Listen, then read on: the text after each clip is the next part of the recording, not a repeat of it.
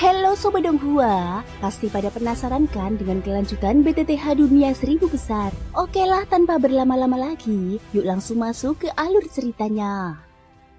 Di episode sebelumnya, di dalam Istana Kristal Ungu, rombongan Xion menghadapi peri misterius. Makhluk yin pemakan jantung yang hanya bisa dilawan tanpa cahaya dan takut pada api. Berkat analisis Xiaoyan dan Bing Sui, kerjasama para ahli, serangan rune Mu Feng, teknik cahaya Feng Hong, serta api kaisar Xiaoyan dan Meng Fei, peri misterius akhirnya dimusnahkan. Setelah ancaman utama lenyap, istana memperlihatkan wajah aslinya. Pintu masuk penuh tulang belulang korban dan jalur ke bagian dalam yang tersembunyi. Ketika semua buntu, sebuah pintu batu akhirnya terbuka. Guni adalah orang pertama yang menyadarinya. Saat serangan Meng Fei menghantam dinding, sebuah jalur tersembunyi tiba-tiba muncul, memancarkan aura kuno yang kuat. Matanya langsung menyala.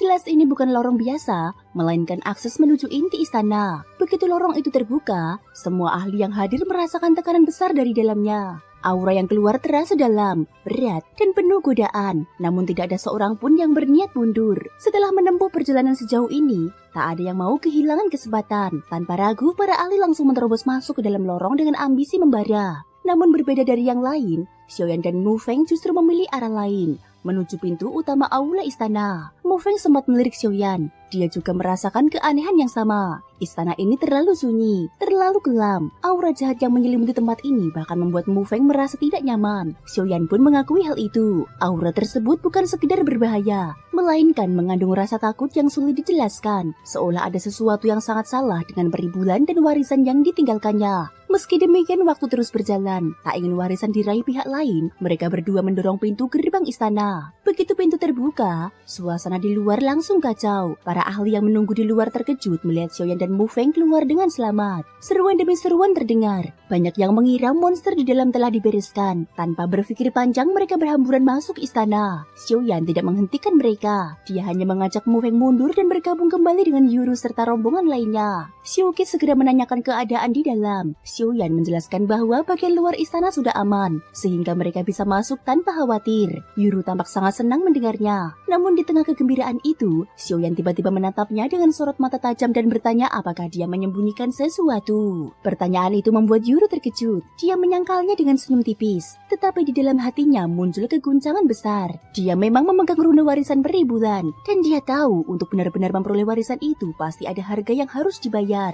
Sebuah pengorbanan yang tidak ingin dia ceritakan kepada siapapun, termasuk Xiaoyan. Xiaoyan tentu tidak memaksa. Meski instingnya mengatakan ada sesuatu yang disembunyikan Yuru, dia memilih untuk tidak mengejar hal itu sekarang. Kemudian rombongan pun masuk ke dalam istana. Karena peri misterius telah dikalahkan dan lorong utama sudah terbuka, perjalanan mereka menjadi jauh lebih lancar. Tak lama kemudian mereka menyusul Song Yu dan kelompok ahli lainnya. Namun begitu tiba, Xiaoyan langsung menyadari suasana yang tidak biasa. Ekspresi Song Yu, Feng Hong, Kuni dan Bing Sui terlihat tegang. Semua mata tertuju ke depan. Di hadapan mereka terbentang sebuah ruang tertutup yang tenang dan bersih, tanpa aura berbahaya. Di ujung ruangan, jalan keluar tertutup oleh sebuah tunggul pohon kuno. Di atasnya berdiri sebuah peti harta yang memancarkan cahaya memikat. Peti itu jelas bukan benda biasa. Kuni menjadi yang pertama memecah keheningan. Dia ingin tahu bagaimana pembagian harta dilakukan. Bing Sui mengusulkan pembagian harta, tetapi Kuni menolaknya dengan dingin. Menurutnya, semua orang sudah sampai sejauh ini. Siapapun yang ingin harta itu harus mengandalkan kekuatan sendiri. Ucapan itu langsung memicu ketegangan. Hua Lesen pun bersiap. Sebuah boneka tempur muncul di belakangnya, memancarkan aura berbahaya. Xiaoyan langsung menyadari bahwa boneka itu berbeda dari boneka biasa. Ini adalah boneka sejati,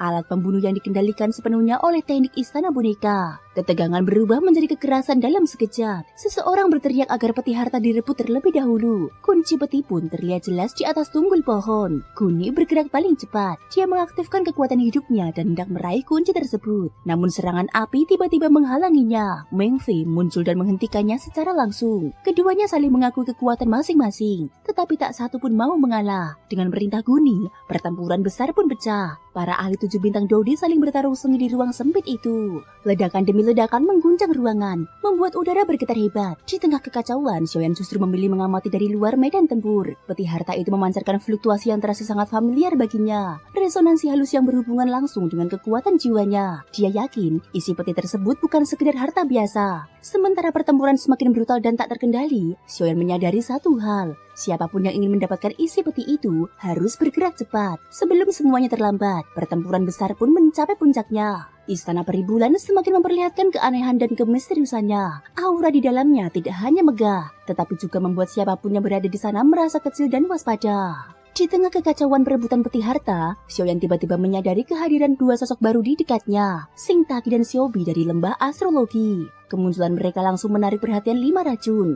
Lembah astrologi bukan sekte sembarangan, bahkan bisa dibilang sangat jarang muncul di dunia luar. Xiaoyan sendiri pun asing dengan nama tersebut, sehingga dia hanya bisa mengerutkan kening ketika mendengarnya. Sebelum Wudu sempat menjelaskan lebih jauh, Xing Taqi justru mendekat lebih dulu. Dengan sikap tenang dan sopan, dia memperkenalkan diri dan mengajak Xiaoyan berkenalan. Namun sikapnya yang terlalu santai di tengah situasi genting membuat Yuru dan Wu Yingying langsung waspada. Mereka jelas tidak menyukai cara pria itu mendekati Xiaoyan di saat para ahli lain sedang bertarung mati-matian. Xing Taqi tidak bertele-tele. Dia mengatakan bahwa Xiaoyan memiliki sesuatu yang sangat misterius, sesuatu yang bakal menarik perhatian lembah astrologi. Dia pun mengundang Xiaoyan untuk datang ke lembah mereka suatu hari nanti, agar gurunya bisa meramal nasib Xiaoyan. Namun, Xiaoyan menolak dengan tegas. Dia tidak percaya pada ramalan atau takdir yang ditentukan oleh orang lain. Meski menyimpan banyak rahasia, dia belum pernah sampai pada titik harus bergantung pada hal semacam itu. Penolakan itu tidak membuat Xing Taqi tersinggung. Justru sebaliknya, dia tersenyum dan menjelaskan betapa akuratnya ramalan lembah astrologi. Dia menyebutkan sebuah peristiwa besar di masa lalu, ketika dunia hantu berulang kali mencoba menginovasi langit Xuanzan. Jika bukan karena ramalan sang pemimpin lembah astrologi yang memperingatkan para ahli lebih awal, langit Xuanzan mungkin sudah lama hancur.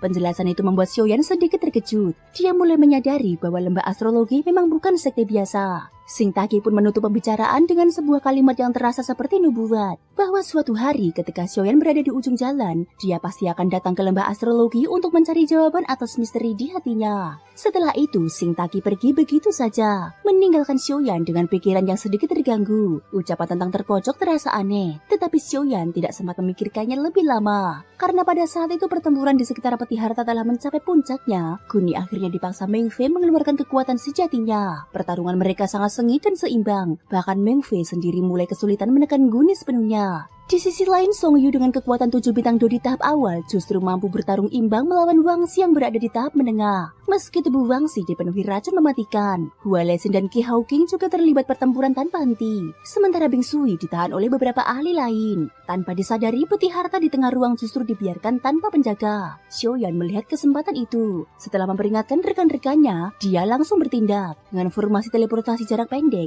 tubuhnya menghilang dan muncul tepat di samping peti harta. Aksi ini langsung membuat semua ahli yang sedang bertarung tersadar. Namun sudah terlambat. Tanpa ragu, Xiaoyan menggunakan api kaisarian untuk memastikan kunci emas itu aman dari racun atau jebakan, lalu membuka peti harta di hadapan semua orang. Ledakan cahaya yang kuat pun menyebar ke seluruh ruangan. Di dalam peti, terdapat 4 gulungan kuno yang memancarkan aura purba. Xiaoyan mengambil semuanya dan secara diam-diam menyimpan 1 gulungan yang beresonansi kuat dengan jiwanya ke dalam cincin penyimpanan. Sadar bahwa dia tidak mungkin membawa semuanya tanpa memicu amarah semua pihak, Xiaoyan segera mengeluarkan 3 gulungan lainnya. 2 di antaranya dia lemparkan ke arah kerumunan ahli untuk mengalihkan perhatian. Namun Guni tidak tertarik pada gulungan-gulungan itu. Dengan niat membunuh yang pekat, dia langsung menyerang Xiaoyan dengan kekuatan hitam yang penuh aura jahat. Xiaoyan memilih mengalah. Dia sengaja menabrakkan diri ke serangan Guni, memuntahkan darah, dan membiarkan 1 gulungan terlepas dari tangannya. Adegan itu tentu saja membuat semua orang percaya bahwa Xiaoyan telah gagal dan terluka parah. Wu Yingying dan yang lain hendak menolong. Tetapi Xiaoqi segera menghentikan mereka dan justru terjun ke medan pertempuran untuk melindungi Xiaoyan. Guni yang merasa telah menang, menyimpan gulungan tersebut sambil menatap Xiaoyan dengan senyum dingin penuh kesombongan. Dia mengira Xiaoyan sudah berada di ambang kematian.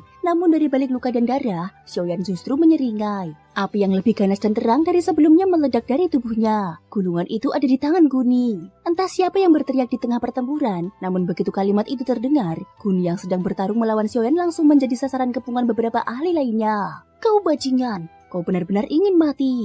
Pada saat itu Guni akhirnya menyadari niat Xiaoyan. Dia baru mengerti mengapa Xiaoyan dengan sengaja menjatuhkan 2 gulungan sebelumnya, lalu berpura-pura terluka saat diserang. Semua itu untuk memindahkan perhatian dan menjadikan gulungan-gulungan tersebut sebagai umpan. Kini, 3 gulungan itu bagaikan kentang panas. Siapapun yang menggenggamnya pasti akan menjadi target semua orang. Begitu teriakan itu terdengar, Meng Fei dan Hua Lesen langsung menerjang ke depan dan menyerang Guni. Jelas berniat merebut kembali gulungan di tangannya. Guni, Hua Lesen mengendalikan boneka di tangannya dan mengamuk ke arah Guni. Anehnya, boneka itu di tangan Hua Lesen tampak hampir tak berbeda dari manusia hidup. Aura kehidupan yang berkilauan, gerakan yang luwes dan bebas, bahkan beberapa manusia sejati pun mungkin tak mampu menandinginya. Pum pum pum.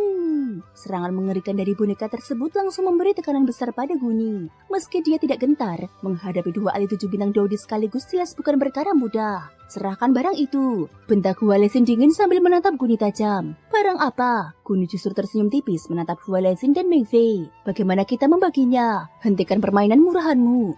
Urusan pembagian adalah urusan kami. Kalau kau tidak menyerahkannya, maka Meng Fei segera menyela. Sadar Guni sedang mencoba memecah belah mereka. Ambillah. Detik berikutnya, Guni tiba-tiba melemparkan sebuah gulungan ke arah Meng Fei. Hampir benar, Meng Fei tampak sangat gembira dan langsung hendak menangkapnya. Namun siapa sangka gulungan itu tiba-tiba berubah menjadi gelombang energi kehidupan yang menyilaukan. Guni, kau mencari kematian. Meng Fei murka. Dia langsung mengangkat telapak tangannya, kekuatan jiwa dan api meledak bersamaan, menghantam Guni tanpa ampun. Guni menyimpan kembali gulungan itu dan terpaksa menghadapi Meng Fei serta Hua Lesen secara bersamaan. Situasi ini membuatnya ingin mundur, kedua lawannya jelas bukan orang sembarangan.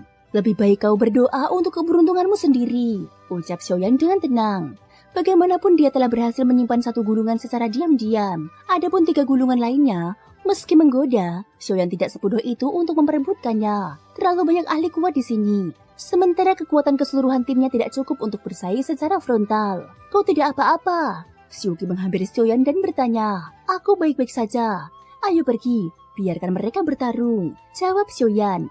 Setelah itu dia langsung memimpin timnya menuju bagian terdalam istana. Xiuqi sempat merasa enggan, namun mereka juga tahu bahwa istana ini masih menyimpan banyak rahasia dan harta. Yang terpenting adalah warisan beribulan, bukan sekedar gulungan. Sementara itu 3 gulungan akhirnya jatuh ke tangan Song Yu, Guni, dan Bing Sui. Ketiganya segera menjadi sasaran dari segala arah. Melihat Xiaoyan melangkah pergi dengan begitu tegas, mereka semua merasakan tekanan besar di dalam hati. Di sisi lain Song Yu juga berada dalam kondisi tidak menyenangkan.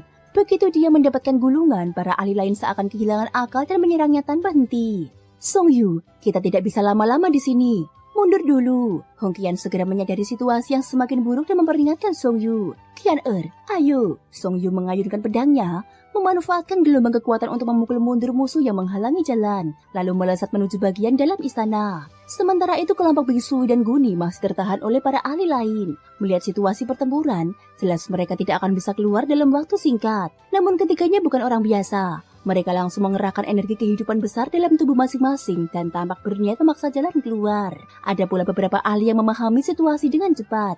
Mereka langsung menyerah pada perebutan gulungan dan memilih menuju bagian belakang peti harta, tempat sebuah istana raksasa tampak berdiri. Xiaoyan dan rombongannya melesat masuk ke lorong di balik peti harta. Begitu memasuki lorong, cahaya berkilauan muncul di sekeliling mereka. Di ujung lorong sebuah gerbang batu besar menghalangi jalan. Ada ruangan lain lagi. Kenapa istana ini begitu rumit? Kumam Mu Feng, hati-hati, ini seharusnya pusat istana, ucap Xiaoyan. Warisan tidak berada tepat di pusat, tapi lebih ke bagian terdalam. Yuru menggeleng pelan. Begitu mereka melewati lorong, sebuah ruang yang jauh lebih luas terbentang di hadapan mereka. Istana Kelinci Giok. Sebuah gerbang batu berdiri di ujung jalan. Saat semua orang mendongak, mereka melihat sebuah papan berbentuk bulan sabit tergantung di atas, bertuliskan nama tersebut, Kelinci Giok. Yuru mengangkat kepalanya perlahan. Dia tahu Kelinci Giok memiliki hubungan erat dengan peri bulan. Mari masuk. Dengan perasaan aneh di hati masing-masing, mereka pun melangkah maju. Pada saat ini gerbang batu didorong terbuka perlahan. Tidak ada jebakan, tidak ada gejolak aneh dan mereka masuk begitu saja. Tak lama kemudian Song Yu dan para ahli lainnya juga menyusul masuk. Bang bang bang. Begitu semua orang memasuki istana Kelinci Giok, puluhan cahaya redup tiba-tiba menyala di dinding sekeliling. Apa yang terlihat membuat semua orang terdiam. Istana Kelinci Giok sangat kosong dan sederhana, nyaris tanpa hiasan. Namun di tengah aula berdiri sebuah patung batu raksasa. Patung itu menggambarkan seorang wanita manusia.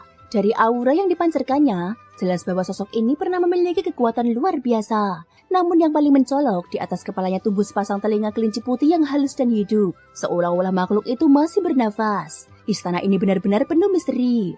Kumam Mu Feng sambil menatap patung tersebut. Apa ini? Song Yu dan Hong Qian saling berpandangan, jelas tidak memahami asal-usul patung itu.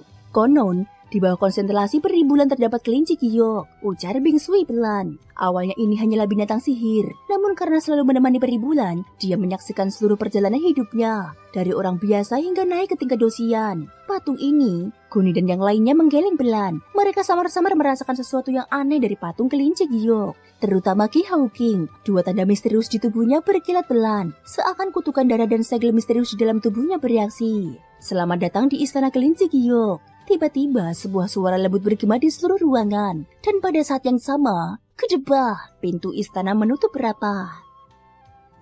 Thank you guys sudah mendengarkan ceritaku di episode kali ini sampai akhir. Ikutin terus kelanjutan episode berikutnya ya. Terima kasih buat kalian semua yang udah subscribe, like, dan komennya. Semoga hari kalian menyenangkan. Sampai jumpa dan bye-bye.